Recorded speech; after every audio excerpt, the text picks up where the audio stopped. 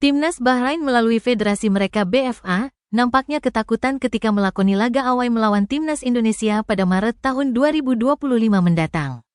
BFA khawatir akan keselamatan para personil timnas mereka setelah make kontroversi pada tanggal 10 Oktober tahun 2024 lalu di kualifikasi Piala Dunia 2026 zona Asia. Sehingga pihak Bahrain kemudian mengirim surat kepada FIFA maupun AFC agar venue pertandingan yang dari seharusnya dilangsungkan di Stadion Utama Gelora Bung Karno, Jakarta dipindah ke tempat netral. Artinya Bahrain menginginkan laga tersebut digelar di luar Indonesia. Melalui Exco PSSI Arya Sinulinga, PSSI memastikan akan mengajukan surat resmi ke AFC dan FIFA agar pertandingan tetap dilaksanakan di Jakarta sesuai jadwal.